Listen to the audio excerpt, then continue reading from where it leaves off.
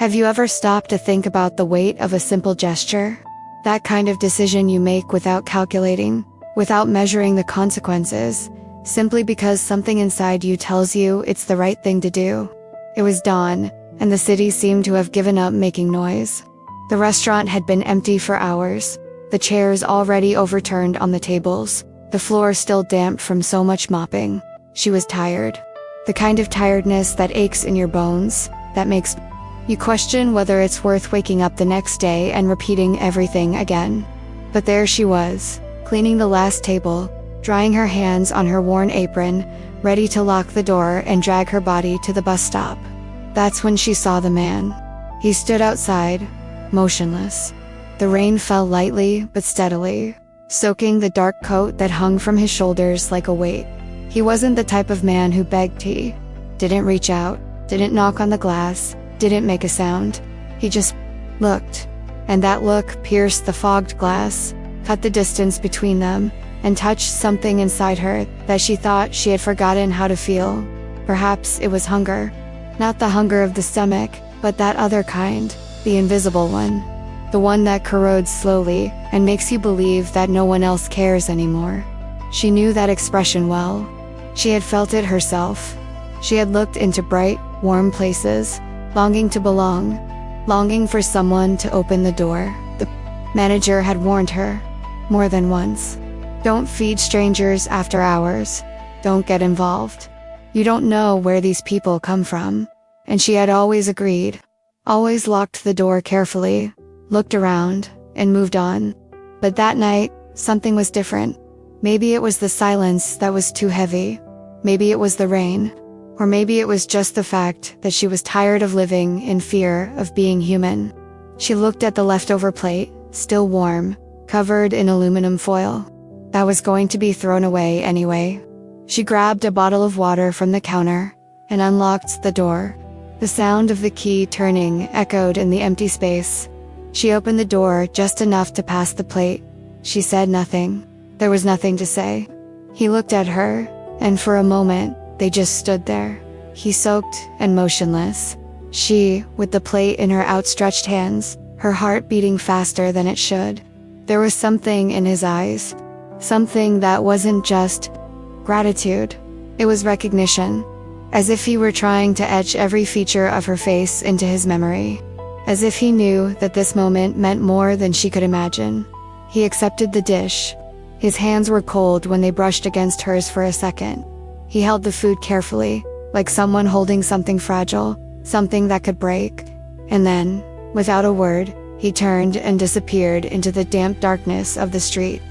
She stood in the doorway longer than she needed to. The night's chill crept in and touched her face, but she didn't move. Something inside her told her that this hadn't been just an act of kindness. It had been something else. Something bigger. Something that didn't yet have a name. Stay with me until the end. Because what seemed to be just a gesture of compassion on a rainy night was about to turn into something neither of them could have foreseen. Because sometimes, kindness doesn't protect you. Sometimes, it exposes you. And sometimes, the person you help without a second thought is exactly the one who will change your life forever. But she didn't know that yet. She didn't know that the man wasn't who he appeared to be. She didn't know that someone was watching. And she didn't know that, by opening that door, she had just placed herself at the center of something much bigger and much more dangerous than she could ever imagine. What comes next will show you how a single moment of kindness can rewrite entire destinies. Because deep down, we always hope that kindness will be rewarded, don't we? We believe that doing the right thing protects us in some way. That there is an invisible justice watching over those who act with their hearts. But the truth is, the world doesn't work that way. The truth is that sometimes, when you extend a helping hand, you don't receive protection in return. You receive attention, and not all attention is welcome. She locked the door right after he left. She turned the key twice, as she always did. She turned off the lights in the living room, grabbed her purse, adjusted her scarf around her neck. The routine was mechanical, almost comforting. But as she walked to the bus stop, something kept echoing inside her. That look, That pause, the way he had held the plate, as if it were the most important thing in the world. She shook her head, trying to push the thought away. It was just tiredness. It was just a night that was too long. But deep down, she knew. She knew something had changed the instant she opened the door. Maybe you felt that too. That shiver that isn't from the cold. That feeling that something has just moved in the wrong place, and now there's no going back. If something in this story resonates with you, if you feel you know this kind of choice, leave a like below. This helps Heart of Protection Stories continue bringing stories like this, where every decision carries real weight, where feeling has consequences. We're here because we believe these stories matter. And if they matter to you too, we want to know. She boarded the bus. She rested her head against the cold window and closed her eyes. She tried to sleep, but sleep wouldn't come. Only that face, those hands, that heavy silence that seemed to say more than any words. When she finally arrived home, it was already past 2 in the morning. She opened the door slowly, trying not to wake her mother. The house was dark, silent, smelling of medicine and exhaustion. She dropped her bag on the sofa, took off her shoes, and went straight to her room. But before lying down, she stopped. Something was different. The window. She always kept the window closed. Always. But now it was ajar. Just a little. Enough for the cold wind to come in and sway the thin curtain. She stood motionless, her heart racing. Maybe she'd forgotten to close it in the morning. Maybe the latch was loose. Maybe she approached slowly, closed the window with trembling hands, and turned the latch until she heard the click. She took a deep breath. Everything was all right. It had to be. But when she turned around, she saw it. On the nightstand, next to the bed, there was something that hadn't been there before. A paper napkin, crumpled, wet, and on it, handwritten in hurried script, a phone number, and underneath, a single word that sent a chill down her spine. Caution. She stood still, clutching the damp napkin between her fingers, feeling the paper slowly disintegrate. Careful. The word pulsed in her mind, like a silent alarm that wouldn't stop ringing. She looked at the closed window, at the curtain that still swayed slightly, and a chilling certainty settled in her chest. Someone had entered. Someone had been in her room while she was working. Someone knew where she lived, and that someone had left a warning. What seemed simple began to reveal layers no one expected. Because she wasn't the type of person who attracted attention. He wasn't the type to get into trouble, make risky choices, or live on the edge of danger. She was invisible. She had been working double shifts for months, sometimes triple shifts, just to pay her mother's bills, who could barely get out of bed. She woke up early, went to bed late, and in the midst of it all, there was hardly any time left to feel anything. Her life was a sequence of shifts, expensive medications, overdue bills, and heavy silences inside a house that smelled of illness and exhaustion. She didn't have the luxury of engaging with anyone. I didn't have room for a gratuitous kindness. But that night, something had cracked that armor. Perhaps it was the way he held the plate, with both hands, as if he were afraid to drop it. As if it were the only solid thing in a world crumbling around him. She knew that gesture. She knew the weight of holding something small and fragile and pretending that it was enough to keep you standing. She, too, had experienced hunger. Not the hunger that makes your stomach rumble, but that other kind, the invisible hunger, the one that corrodes slowly and makes you believe that no one else cares anymore. The hunger to be seen, to be remembered, to matter to someone, even if only for a second. And that's why she opened that door. Not because she was brave, not because she was naive, but because, for once, she chose to be kind. Not out of obligation, out of gratitude. Because she saw in him something that still existed within her, even after everything. Something she thought had already died under the weight of bills, shifts, and loneliness. But it was there, alive, pulsating, and in that instant, she decided to honor it. Now, holding that notice between her trembling fingers, she wondered if it had been worth it. If a gesture of kindness really deserved all this. The fear, the invasion, the feeling that her life was no longer just hers.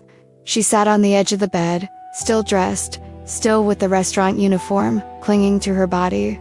Her hands trembled, her chest burned. She wanted to cry, but she couldn't. She wanted to scream, but she knew that would only scare her mother in the next room. So she stayed there, silent, holding that wet piece of paper, as if it were proof that her life had just changed forever. She didn't sleep that night. She sat on the bed, her back to the wall, her eyes fixed on the window. Every noise in the street made her heart race. Every shadow that passed by the glass seemed like a threat. She thought about calling someone, but who? She had no close friends. No boyfriend. No one who could appear in the middle of the night and say that everything was all right. She was alone, as she always had been. Only now, the loneliness had a different weight. Now, she knew someone was watching. When the sun finally rose, she got up like an automaton. She showered. She put on her uniform. She made her mother's coffee. She did everything as she always did, but with slower, heavier movements, as if she were carrying something invisible on her back. Her mother noticed. She always noticed. She asked if everything was all right. She lied. She said it was just tiredness. Her mother didn't insist. She never insisted. And she left carrying the crumpled napkin in her bag, without knowing exactly why. Maybe it was fear. Maybe it was the need to prove to herself that it had been real. The day at the restaurant was long. Every customer who entered made her look twice. Every lone man sitting near the window made her stomach churn. She spilled coffee. She got orders wrong. The manager pulled her aside and asked if she was sick. She said no, but she was. Sick with fear, with uncertainty, with not knowing if this was just the beginning of something much worse. And when her shift finally ended, when she saw the sun setting and the street beginning to empty, she felt panic rise in her throat, because she knew she would have to go back home, to that room, to that window. And she had no idea if anyone would be waiting for her this time. Comment below. This makes sense to me. She left the restaurant that night, her bag clutched to her body, her eyes scanning every shadow on the street. The bus stop was 2 blocks away, but it felt like miles. Each step echoed on the wet asphalt, each lamppost creating a faint circle of safety that soon dissolved into darkness. She didn't look back, not because she didn't want to, but because she was afraid of what she might see. That feeling of being watched hadn't disappeared. It had only changed form. Now it was a constant presence, like an invisible weight on her shoulders. This is where the story begins to show what's really at stake. Because until that moment, she thought she knew what fear was. She thought she knew the weight of living under pressure, of carrying responsibilities too heavy for one person. But this was different. This wasn't tiredness. It wasn't worry. It was something primitive, instinctive, that made every muscle in her body tense, ready to run, ready to fight, even without knowing against what. She got on the bus and sat in the seat closest to the driver. Not because it was more comfortable, but because they're close to someone, under the dim light of the dashboard. She felt a little less exposed. During the walk, she took the napkin out of her bag. The paper was almost disintegrating, the letters blurred by the dampness, but still legible. A phone number. And that word, caution. She turned the napkin over, searching for something more. An explanation, a name, anything that made sense. But there was nothing. Only that. And the more she looked, the more questions exploded in her mind. Who leaves a warning like that after accepting a plate of food? Why didn't he say anything at the time? And if the warning wasn't from him, whose was it? She closed her eyes, trying to remember every detail of that night. His face, the way he held the plate, that long, lingering look, as if he were trying to imprint her image on his memory. And then she remembered something else. He hadn't eaten there. He hadn't stood in front of the restaurant. He had turned the corner and disappeared into the darkness, as if he were in a hurry, as if he were running away. When the bus stopped at her stop, she got off slowly, her eyes scanning the empty street. The rain had stopped, but the air was still heavy, laden with dampness and silence. She started walking home, but with each step, the feeling of being watched returned with greater force. She stopped, turned her head. Nothing. Just the deserted street, the flickering streetlights, the dark windows of the buildings. But there was something, she knew. She felt it in her skin, in the shiver that ran down her neck, in the way her heart beat erratically. Someone was there, someone who didn't want to be seen. She quickened her pace. She almost ran. When she finally got home, she locked the door with trembling hands, leaned her back against the wood, and took a deep breath, trying to calm the panic rising in her throat. The house was silent. Her mother must already be asleep. She dropped her bag on the floor, took off her shoes, and went to the kitchen to get a drink of water. Her hands were still trembling as she held the glass. She drank it all at once, feeling the cold water go down and slightly relieve the dryness in her mouth. And that's when she heard it. A low sound, almost imperceptible, coming from her room. She froze. The glass slipped from her fingers and hit the sink with a muffled thud. She held her breath, her eyes fixed on the dark hallway leading to the bedroom. The sound came again, a slight rustling, as if something had moved, as if someone were inside. She thought of screaming, she thought of running, but her legs wouldn't obey. She stood there, paralyzed, her heart pounding so loudly it seemed to fill the entire silence of the house. And then the sound stopped. Everything was quiet again, too quiet. She took a knife from the drawer. She didn't know if she would have the courage to use it, but holding something solid in her hands made her feel a little less defenseless. She walked slowly down the hallway, each step measured, each breath controlled. The bedroom door was ajar. She always left it closed. Always. She pushed the door open with her fingertips, her body tense, ready for anything. The light from the street lamp streamed through the window, creating long, distorted shadows on the walls. The room seemed empty. The bed was as she had left it. The wardrobe was closed. Everything was in its place, but something was wrong. She felt it before she saw it.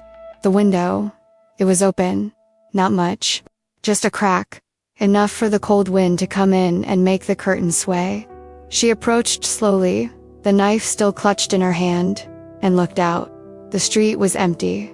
No movement. No strange shadows. Nothing. But when she looked down, she saw the marks. She saw marks on the windowsill. Someone had climbed up there. Someone had gone in. And the worst part was knowing that if she hadn't arrived at that exact moment, perhaps that person would still be there, waiting, watching. She slammed the window shut, turned the latch until her fingers ached, and only then allowed the tears to come. Because now she knew. This wasn't paranoia. This was real. And she had no idea what she had done to deserve this. He turned the corner and leaned his back against the cold alley wall, breathing deeply, trying to control his racing heart. The rain continued to fall, but he barely felt it. He was too focused on not making the wrong move. He knew he shouldn't have accepted that dish. He knew his every move was being tracked, that every second he spent near that restaurant increased the risk. But when she opened that door, in the rain, without fear, without judgment, without asking questions, he simply couldn't refuse. He had been undercover for 3 days. 3 days eating scraps from the garbage, sleeping in filthy alleys, pretending to be invisible, pretending to be nobody. And she had been the first person to treat him like a human being. Now I want to delve even deeper into this. Because he wasn't who he appeared to be. He wasn't an ordinary man on the street, not someone who had lost everything and was asking for help. He was Marcus Hale, federal investigator, undercover in one of the most dangerous operations on the East Coast. And that woman who had opened the door with the hot plate in her hands and a look full of compassion, had just put herself on the wrong people's radar. He closed his eyes, feeling the weight of the decision he had made. She can't pay for this. Not for him. Not for a gesture of kindness that should have been just that, a gesture, nothing more. He reached inside his soaked jacket and pulled out the small radio hidden in the inside pocket. The voice on the other end was hoarse, impatient, tired of waiting. Marcus whispered, keeping his tone low and controlled, even as panic rose in his throat. Change of plans. I have a civilian exposed. I need cover. There was a long pause on the other end. Too long. And then the answer came, dry, emotionless, negative. You know the protocol. No contact with civilians. No exposure. If someone saw you, let it go and follow the plan. Marcus gripped the radio so tightly that his knuckles turned white. She helped me. They saw they're going after her. The voice on the other end didn't change. Then she's her problem, not ours. He turned off the radio before anger made him say something he couldn't take back. He leaned his head against the damp brick wall and let the frustration burn in his chest. Protocol. Always the damned protocol. As if lives were chess pieces you could sacrifice when you needed to win the game. As if that woman, who had worked all night, who was exhausted, who probably could barely pay her own bills, was disposable. He knew people like that. He'd seen people like that his whole life. People who do the right thing even when it costs them dearly, even when nobody's watching. Even when the whole world says it's not worth it. He glanced at the alley entrance, calculating. He knew Voss's men were nearby. They always were. Voss trusted no one. And Marcus had managed to enter his circle precisely because of that. Because he was invisible. Because he seemed desperate. Because he pretended he had nothing to lose. But now, that woman had put everything at risk. Not through her fault. Through his fault. Because he had accepted it. Because, for a second, he had lowered his guard and allowed someone to see the man beneath the mask. And now she was going to pay the price. He knew how Voss operated. He knew nothing went unnoticed. He knew they had already seen the scene, already registered her face, already drawing connections that didn't exist, and within 24 hours, maybe less, they would knock on her door. They would ask questions. They would pressure her. And if she didn't have the right answers, if she showed fear, if she hesitated for a second, they would eliminate the problem. That's how it worked. It always had.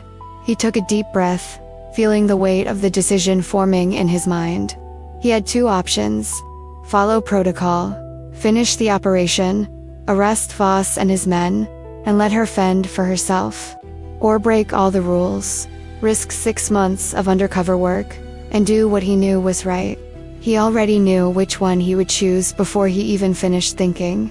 Because Marcus Hale could be many things. He could be cold when he needed to be. He could be calculating. He could follow orders when they made sense. But he wasn't the kind of man who let innocent people die because of a badge. He stuffed the radio back in his pocket, pulled the hood of his jacket over his head, and started walking. Not back to the lair where Voss and the others were waiting, but toward the restaurant. He needed to leave a warning. He needed her to know that something was wrong, that she was in danger, and that, even without understanding why, she needed to be careful. When he got close to the restaurant, he saw that the lights were already off. She must have left. He looked around, making sure no one was watching, and approached the window. There was a table near the door, still with a forgotten paper towel on it. He took a napkin from the holder, pulled a pen from his pocket, and wrote quickly, his hand trembling slightly with urgency. A phone number, not his. It was a secure line, one he only used in emergencies. And underneath, a single word that might make her understand the gravity of the situation. Caution. He left the napkin on the table, turned, and disappeared back into the darkness. But even as he walked away, he knew that wouldn't be enough. A warning wouldn't protect her. Not against men like Voss. Not against what was coming. And he knew, with a certainty that ached in his chest, that he would have to go back. He comments, this story could be real. She arrived at the restaurant. The next morning, her body aching with exhaustion and her eyes swollen from crying silently. She hadn't slept. She had spent the entire night sitting on the floor of her room, her back against the wall, the knife still in her hand, waiting for someone to return. But no one came, which, in a way, was worse. because it meant that whoever had entered her room was only just beginning, just showing that they could, that they knew where she lived, that I could get close whenever I wanted. She unlocked the restaurant door with trembling hands, went inside, and turned on the lights as she always did. Everything seemed normal. The tables were in place. The chairs were stacked. The smell of stale coffee still lingered in the air. But when she turned to go to the back and start preparing for work, she saw the manager standing in the kitchen doorway. Her face was pale. Her arms were crossed over her chest, and in her eyes was something she had never seen before: fear. From that moment on, everything began to silently change. Because until that instant, she thought it was only her problem. She thought she could hide it, pretend everything was fine, continue working, and maybe, with luck, it would pass. But the expression on the manager's face made it clear that it wouldn't, that it had already leaked. It had already gotten out of control. It was already affecting other people. The manager took a step forward, her voice low, controlled, but with a tension that made each word weigh heavily. Someone was here in the early morning. She felt her stomach sink. They broke down the back door. They didn't take any money. They didn't take anything. Actually, they just reviewed the security cameras. The silence that followed was deafening. She stood there, her fingers gripping the strap of her purse until it ached, trying to process what she had just heard. Someone had broken into the restaurant, had forced open the door, had tampered with the cameras, and she knew, with a certainty that ached in her chest, exactly what scene they had come looking for. The scene of her opening the door, handing over the plate, looking at that man in the rain. They wanted to know who he was, or worse, they wanted to know who she was. If she knew anything, if she was an accomplice, if she posed a threat. The manager took another step, her eyes fixed on her, and for the first time, she saw distrust in that look. If you've been hanging out with the wrong crowd, you'd better tell me now, because I can't have this kind of problem here. I can't risk losing the restaurant, losing my business, because of. She hesitated, searching for the right words, because of something you brought in here. The words cut deep, because she hadn't brought anything. She had only been kind. She had only done what she thought was right. But now, somehow, it had become her fault. It had become a problem. It had become a threat. She opened her mouth to answer, but the words wouldn't come out. What could she say? That she had given food to a stranger. That she had opened the door in the middle of the night to someone she didn't know. That now she was being followed, watched, threatened, and she had no idea why. None of that sounded like an explanation. It all sounded like insanity, like paranoia, as if she had lost control of her own life. The manager sighed, her tone softening slightly, but still heavy with concern. Look, I like you. You're a good employee. You always have been. But I have to think about the restaurant. I have to think about everyone's safety here. So I'm going to give you a week. A week to sort out whatever is happening. And if this doesn't stop, if anything else strange comes up, I'll have to let you go. Do you understand? She understood. She understood perfectly. She understood that she was alone. She understood that no one would believe her. She understood that the simple act of opening a door had destroyed the only stability she had in life. She spent the rest of the day on autopilot, serving tables, taking orders, smiling when she needed to. But inside, she was falling apart. Every customer who came in made her look twice. Every man who sat alone by the window made her heart race. Every time the door opened, she hoped to see that face again. The man from the rain. The man who had accepted the dish. The man who, somehow, had placed her at the center of something she didn't understand. When her shift finally ended, she walked out the front door and stopped on the sidewalk, looking both ways down the street. The sun was already setting, painting the sky orange and purple. People hurried past, returning from work, going home, living their normal lives. And there she was, standing, feeling that her life had been turned upside down in a matter of days. She thought about going home.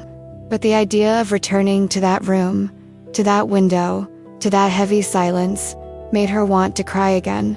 That's when she saw him. Across the street, standing under the awning of a closed shop, a man, alone, looking directly at her. She froze. Her heart raced. It wasn't him. It wasn't the Rain Man. It was someone else. Taller, broader, wearing a dark coat and a cap pulled down over his eyes. And he didn't look away. He just stood there, watching, as if he were waiting for her to do something, as if he were testing, measuring, deciding. She took a step back, her whole body tense, ready to run. And then, as if she had received an invisible signal, the man turned and disappeared around the corner. She stood there, trembling, her breath caught in her lungs, trying to understand what had just happened. But she already knew. She already understood. They were showing that they knew where she worked. They knew where she lived. They knew everything. And she had no way to protect herself. No way to escape. No one to call.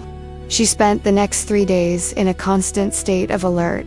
She slept little, ate even less, and every sound in the street made her whole body stiffen. She had stopped opening the curtains. She stopped looking out the window. She had even considered calling the police, but what would she say? That a man had looked at her in the street, that someone had entered her room but hadn't taken anything, that she thought she was being followed but had no proof. It all sounded like paranoia. So she continued. She woke up, went to work, came back, locked the door, and waited. She waited for it to pass. She waited for it to have been just a warning. She waited for whoever was doing this to lose interest and move on. But on the third day, he appeared. She was cleaning a table near the window when the door opened and he came in. But it wasn't the same man. Not the wet man, with dirty clothes, hungry eyes, and pride on his shoulders. This man was clean. His hair was cut, his beard trimmed, his posture erect. He wore dark jeans, a gray shirt, and a leather jacket that revealed something that made her heart stop. Badge on his belt, and next to it, holstered, a gun. What seemed simple began to reveal layers that no one expected. Because, until that moment, she thought she knew who he was. She thought she had helped someone who was homeless, someone who was going through difficulties, someone invisible to the rest of the world. But now, looking at him standing there, occupying the restaurant space with a presence that was anything but invisible, she realized she knew nothing. Absolutely nothing. He saw her, and began walking toward her. The other customers didn't even raise their heads. No one noticed. No one felt the tension that cut through the air between them. She stood still, gripping the cleaning cloth so tightly that her knuckles turned white. When he stopped in front of her, so close, she could smell the soap and leather, he didn't smile. He made no gesture of familiarity. He just looked at her with an intensity that made her forget how to breathe. "I need you to trust me." His voice was low, controlled, but carried a weight that made each word sound like an order. She opened her mouth to reply, but he raised his hand, interrupting her. "I know you're scared. I know you don't understand what's happening. But I need you to listen to me now, and I need you to believe what I'm going to say." He paused, his eyes fixed on hers, and then continued. "My name is Marcus. Marcus Hale. I'm a federal investigator. And that night, when you opened the door and gave me that plate, you helped me in the middle of a secret operation. Now, the people I was investigating think you're part of it." The world around her seemed to slow down. His words echoed in her mind, but they made no sense. Federal investigator, secret operation. People who think she's part of it. She shook her head, taking a step back, her breath quickening. I didn't do anything. I just gave you food. I don't know anything." Her voice came out shaky, broken, and she hated the sound of her own vulnerability. Marcus stepped forward, closing the distance she had created. "I know. You didn't do anything wrong. But that doesn't matter to them. They saw you helping me. They saw you open the door. And now they're trying to figure out who you are, what you know, if you're a threat." Her legs felt weak. She braced her hand on the table beside her to keep from falling. So that's why. The napkin, the window, that man watching me. Marcus nodded, his jaw clenched. They're testing you, trying to see how you react, if you'll run, if you'll call the police, if you'll panic. He paused, and for the first time, she saw something beyond control in his eyes. She saw concern, she saw guilt. And I'm so sorry, so very sorry. You shouldn't be involved in this. You were just trying to help. And now you're paying for it. Anger surged before she could control it. Then why did you accept? Why didn't you just leave? Her voice came out louder than she intended, and some customers turned their heads. Marcus didn't look away, because I was exhausted. Because for 3 days, I'd been pretending to be someone I'm not. And when you opened that door, without asking for anything in return, without asking questions, without judging me, I couldn't refuse. I needed that. I needed to remember that there are still good people in the world. And now you're paying for my weakness. The silence between them was heavy, laden with everything that couldn't be said there, in that crowded restaurant, under the cold lights and the smell of reheated coffee. She looked at him, really looked, and saw something she hadn't expected. He saw a tired man, a man carrying the weight of impossible decisions, a man who, despite the badge and the gun, seemed as vulnerable as she was. And somehow, that disarmed her. It made the anger give way to something else, something she couldn't yet name, but which seemed dangerously close to trust. What do I do now? The question came out low, almost a whisper, and she hated how lost it sounded. Marcus took a deep breath, and when he answered, there was a determination in his voice that hadn't been there before. You continue your life. You continue working. You continue acting as if nothing happened. But you won't be alone. Not anymore. I'll be around. I'll make sure nothing happens to you. And when all this is over, when I finish what I started, you'll be able to live in peace again. She wanted to believe him.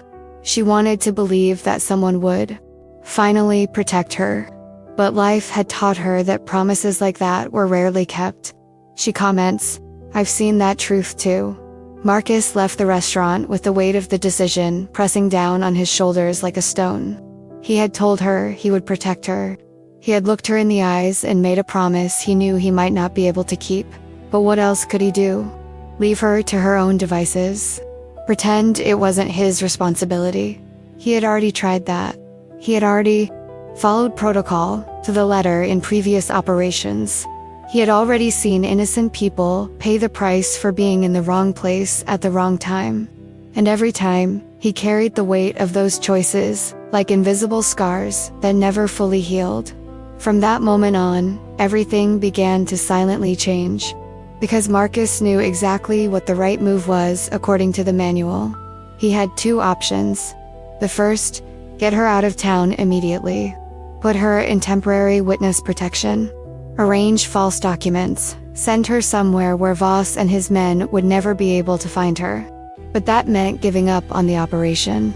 6 months of undercover work thrown in the trash. 3 high-caliber arms traffickers back on the streets. Dozens of lives at risk. Maybe hundreds, if the weapons they sold fell into the wrong hands. And he knew they would. They always did.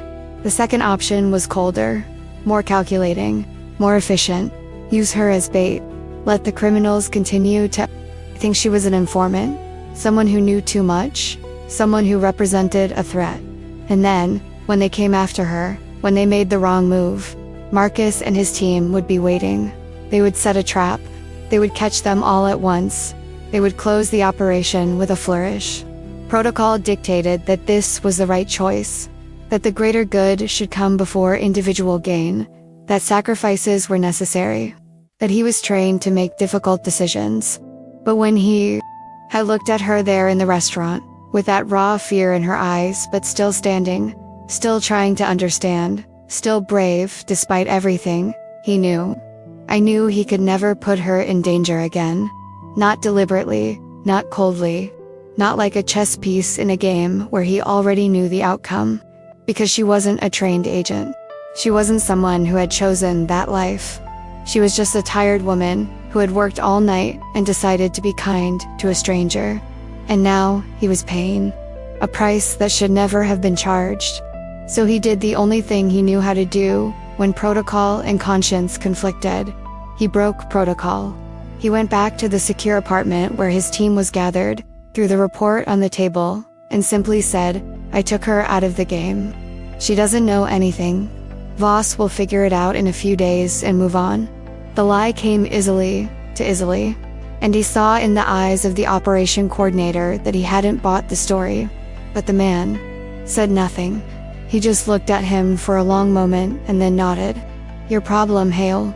If this blows up in your face, you take the blame yourself." Marcus knew he was buying time. He knew Voss wouldn't simply forget. Men like him didn't forget. They didn't forgive. They didn't leave loose ends. But perhaps, just perhaps, he could finish that operation before Voss decided she was a threat that needed to be eliminated. Perhaps he could arrest them all before they made their next move. Perhaps he could protect her without her needing to know how close she had come to the abyss. But for that to work, he needed to be close. He needed to watch. He needed to make sure nothing went unnoticed. So that night, when she left the restaurant and started walking to the bus stop, he was there. Not close enough for her to see him, but close enough to act if something went wrong. He saw her get on the bus, saw the vehicle disappear around the bend, and then got in his car and drove in the same direction. When she got off, he was a block away. When she went into her house, he parked across the street and turned off the lights. He stood there, watching the windows of her apartment, waiting for the lights to come on. And when they did, when he saw her shadow moving behind the curtain, something inside him relaxed. Just a little. Enough to breathe.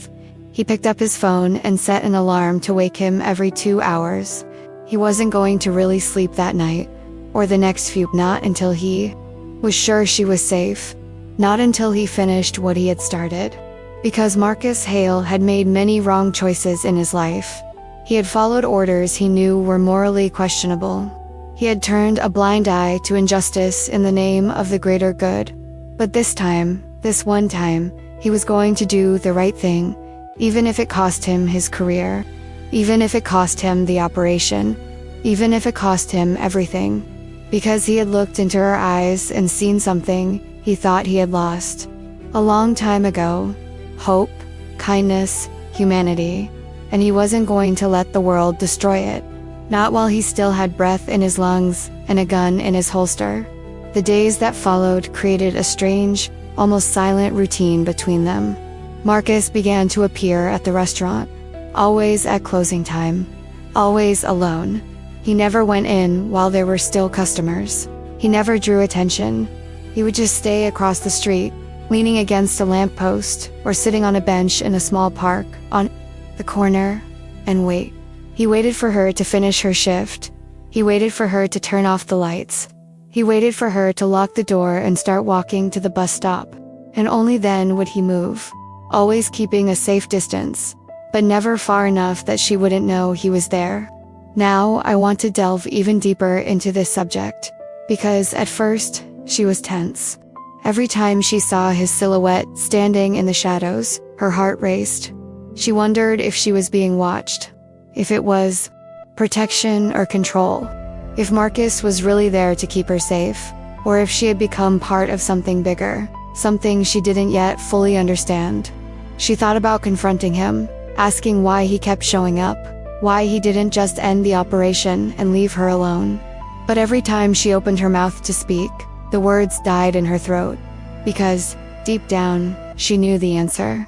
He was there because he felt he had to be, because she had become his responsibility, even without asking for it, even without choosing it. But gradually, something changed. The tension gave way to something else, a strange feeling of security that she hadn't felt in a long time. Perhaps she had never felt it before. She began to look for him as she left the restaurant. She began to feel a small, almost imperceptible relief when she saw his shadow standing on the same corner as always. And on one particularly cold night, when a group of drunken men passed by, making comments that made her clutch her purse tightly, she instinctively looked back. And he was there. He hadn't moved. He hadn't done anything. But the men had seen him. They had seen someone watching. And they had moved on without looking back. She realized then that Marcus wasn't there as a federal agent. He wasn't following protocol, taking orders, or protecting a witness. He was there because he wanted to make sure she got home safely.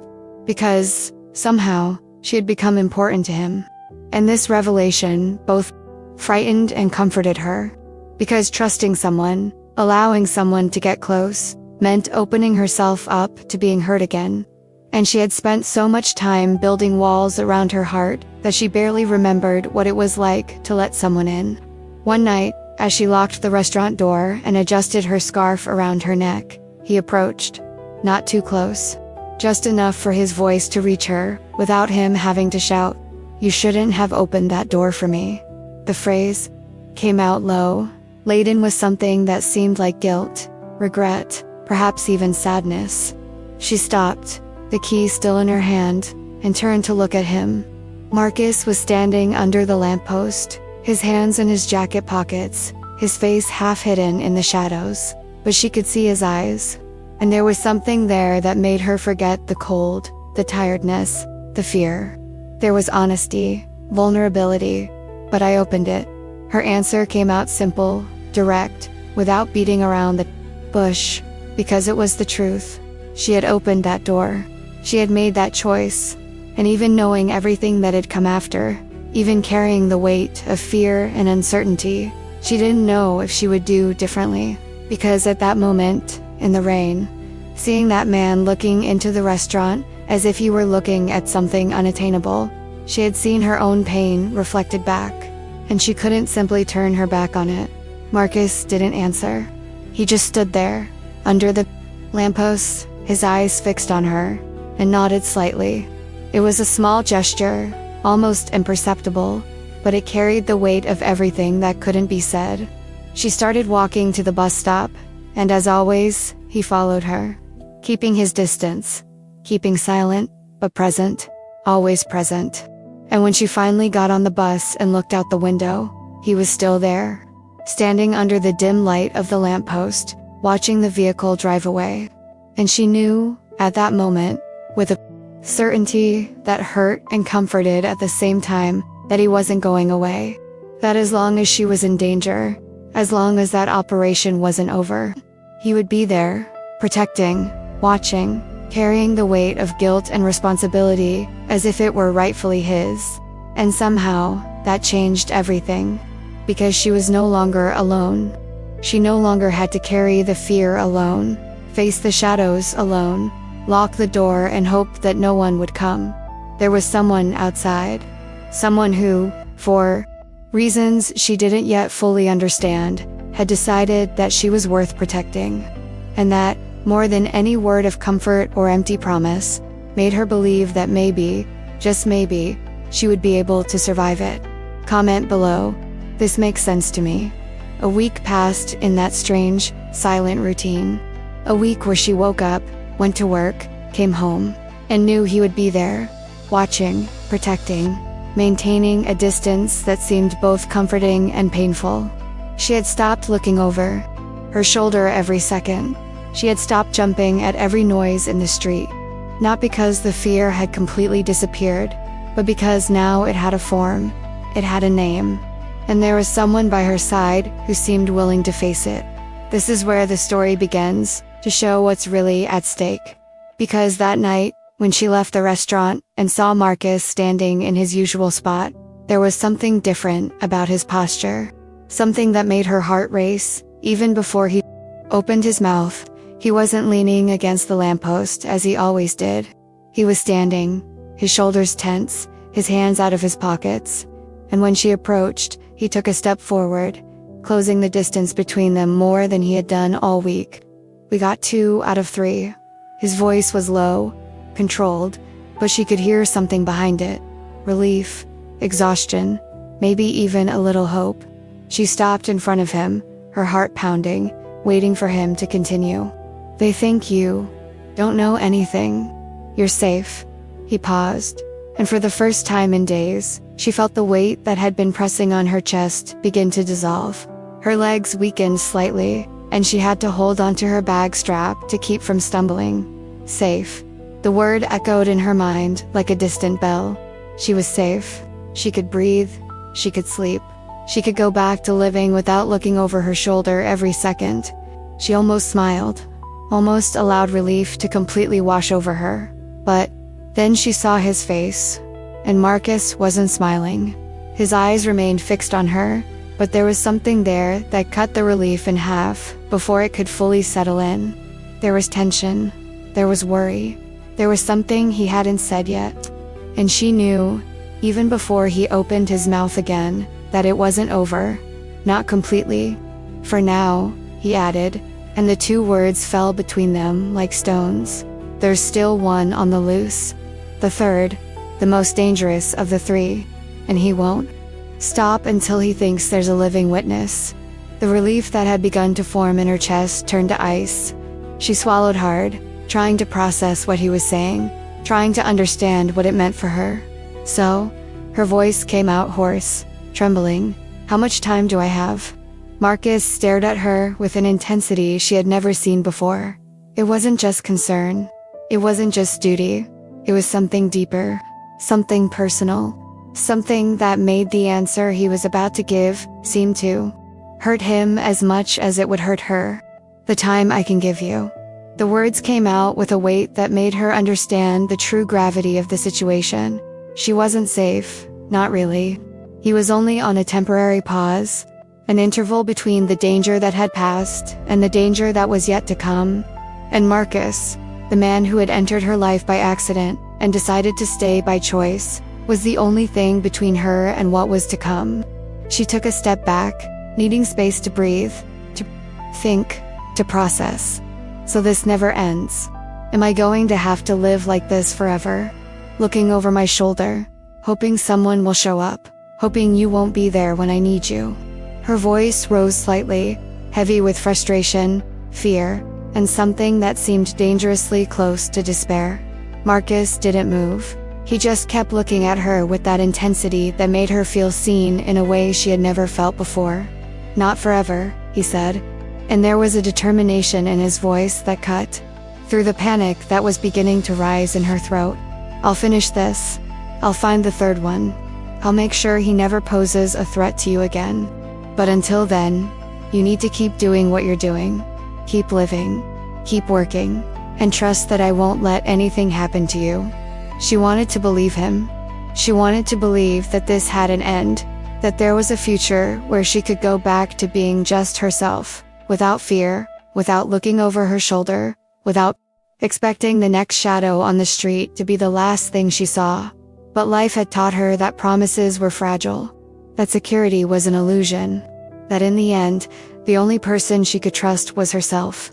But as she looked at Marcus, at the way he stood there under the dim light of the lamppost, his shoulders tense and his eyes fixed on her as if she were the only thing that mattered at that moment, she felt something change inside her. She felt the armor she had built around her heart crack, just a little, enough to let in a spark of something that looked dangerously like hope. "And what if you can't?"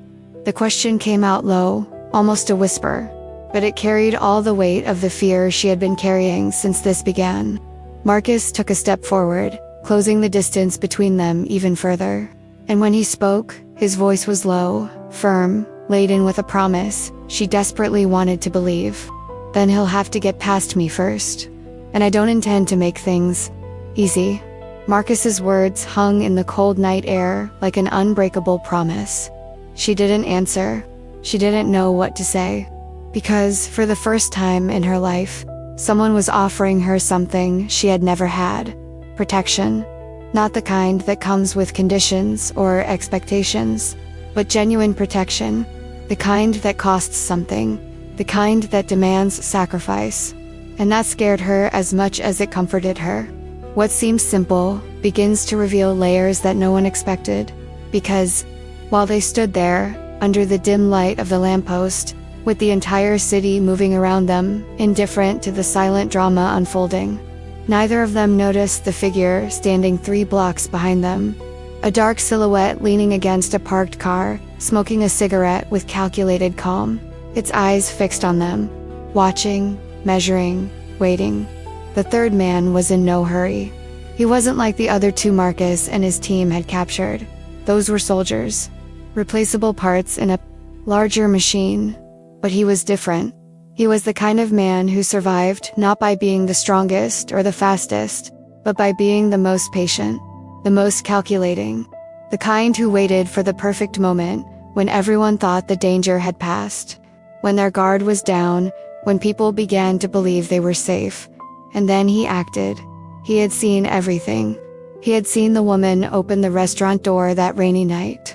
He had seen Marcus accept the dish. He had seen the connection that formed in that instant, small and fragile, but real. And he had immediately understood what it meant. A weakness, a vulnerability, a way to reach the man who had infiltrated their operation and destroyed months of work. Marcus thought he was protecting her, but in reality, she was the perfect bait, and he didn't even know it. The third man threw his cigarette on the ground and extinguished it with the sole of his shoe. He pulled his cell phone from his pocket and typed a short message. Just 3 words. I found the weak point. The reply came almost instantly. Wait for the order. He put his phone away, got back into the car, and started the engine. There was no rush. Marcus would continue thinking he was in control of the situation. He would continue believing he had protected her by arresting the other 2. He would continue thinking he had time. And in the meantime, he would observe. He would learn the patterns. He would map every movement, every route, every moment of vulnerability. And when the time came, when the order finally came, he would act with the precision of someone who never makes a mistake. Meanwhile, she boarded the bus, unaware that she had been watched. She sat in her usual seat, rested her head against the cold window, and closed her eyes. The relief he felt upon hearing that 2 of the men had been arrested was still there, but mixed with something heavier. The awareness that it wasn't over, that danger still lurked, that her life had changed forever that night when she decided to open a door and be kind to a stranger. And as the bus pulled away, she looked out the window and saw Marcus still standing under the lamppost, watching the vehicle disappear around the bend. And she knew he would continue to be there, every night, until it was over, one way or another. Marcus waited until the bus was completely out of sight before moving. He took out his cell phone and called the operation coordinator. I need more time. The third one is still at large, and I'm not going to leave her unprotected. The voice on the other end was harsh, impatient. You've had your time, Hale. Either you finish this in the next few days, or I'll take you off the operation and put someone else in your place. Marcus gripped the phone tightly. There won't be someone else. This is mine, and I'm going to finish it my way. He hung up before the other could answer and put the phone in his pocket. He knew he was risking everything, his career, his reputation, maybe even his freedom. But when he looked back at the empty street where the bus had disappeared, he knew there was no other choice. She had offered him a meal, a simple gesture of kindness on a cold, rainy night, and he had offered her his life, not out of duty, not out of protocol, but because some promises are made in silence, in the space between words, and are stronger than any official oath. But neither of them knew that the third man was still watching, that their every move was being recorded, analyzed, transformed into a map that would inevitably lead to the moment when everything would explode. And when that moment arrived, when the hidden truth finally came to light, they would discover that protection and danger were closer than they ever imagined, that their journey had only just begun, and that the price of kindness is sometimes measured not by what you give, but by what you are willing to lose. You know, there's something about stories like this that stays with you after they're over. It's not just what happened, it's what could have happened, what could still happen. It's the feeling that, somewhere, someone is making a difficult choice right now. Someone is opening a door when everyone says not to. Someone is staying when it would be easier to leave. And that tension between what is right and what is safe, between protecting and being protected, between trusting and surviving, is what drives everything. She offered a meal, he offered his life, and now they are both trapped on a journey neither of them asked for, but which they both chose to continue. Because in the end, we don't choose the moments that transform us. We only choose whether we will face them alone or with someone by our side. And this story is far from over. The third man is still out there. Marcus is still trying to balance duty and heart, and she is still trying to understand how a simple act of kindness turned into all of this. If stories about choice, protection, and feelings resonate with you, subscribing to Heart of Protection Stories is a way to continue this journey with me. Because here, we don't tell stories that end easily. We tell the ones that stay with you. The ones that make you think. The ones that make you feel something real, even when it's all fiction. Comment below. I'm with you until the end. I read every comment. Every word matters. Every person who takes the time to write something is showing that this isn't just entertainment. It's connection. If any part of this story touched you, leave a like so I know.